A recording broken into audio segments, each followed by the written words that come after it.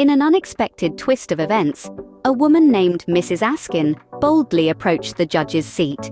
With an air of audacity and determination, she declared to Judge Alfred, "Honorable Judge, you are dismissed. Please rise and let me take your place." Alfred, taken aback and bristling with indignation, retorted, "How dare you? I won't stand for this." Unfazed, Mrs. Askin smirked, let out a soft whistle, and into the courtroom strode a fearsome tiger, seemingly hypnotized by Mrs. Askin. It stared at no one but her.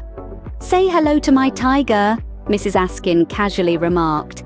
"He hasn't eaten for 3 days and is simply awaiting my command." Alfred, in a moment of panic, hastily vacated his chair and fled the room, tail between his legs.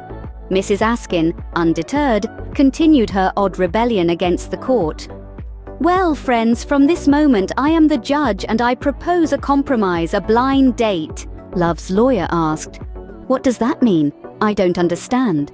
And Mrs. Askin continued, "There's a fabulous restaurant down the street. I propose something simple yet effective. The little prince and true love will go on a blind date, and then things will just fall into place. They're both here now, so it's best to set this date as soon as possible before one of them gets cold feet, right?" The two lawyers clapped enthusiastically. "Agreed, agreed. Mrs. Askin, there's no one like you." Then, a car horn sounded, and everyone rose from their seats. I, the little prince, approached Mrs. Askin and hugged her tightly. "Thank you," I whispered, and turned to True Love. For the first time in 23 years, I truly touched her. I looked into her eyes and she smiled at me beneath her veil of competition. I took her hand and together we stepped outside the courtroom.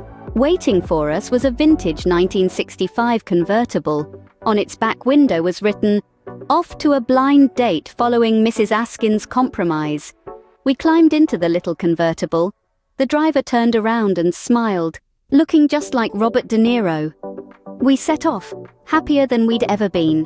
In this unexpected story, we see the power of audacity and the unexpected turn of events it can bring.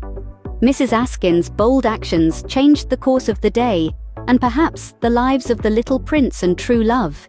As the saying goes, sometimes you just need to let the tiger out.